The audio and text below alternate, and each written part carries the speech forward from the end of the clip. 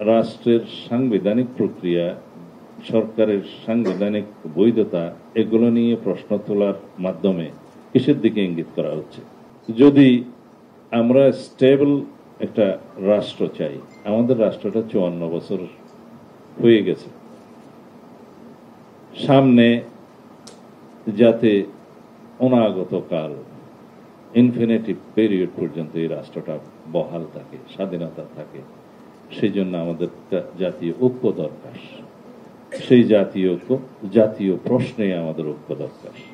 আমরা পলিটিক্যাল প্রশ্নে, আদর্শগত প্রশ্নে মতভিন্নতা থাকবে, সেই জাতীয় ঐক্যটা সৃষ্টি করার একটা সুযোগ এই জুলাই গণঅভ্যুত্থান আমাদেরকে দিয়েছিল এবং আমরা সেটা গ্রহণ করেছি। ফ্যাসিবাদ বিরোধী জাতীয় ঐক্য যেটা গঠিত হয়েছে, এটাই হবে আমাদের রাষ্ট্রের একমাত্র রাজনৈতিক শক্তি এই জাতির, এবং সেই শক্তিটা আমরা সমুন্নত রাখতে হবে। আমাদের মধ্যে মতভেদ থাকলেও, আদর্শিক মতভেদ থাকলেও, রাজনৈতিক কৌশলগত মতভেদ থাকলেও, নির্বাচনিক ইস্যু ভিত্তিক মতভেদ থাকলেও, কিন্তু আমরা যেন ফ্যাসিবাদ বিরোধী জাতীয় ঐক্যটাকে ধরে রাখি, এখানে যেন আমরা মতানৈক্য না আনি।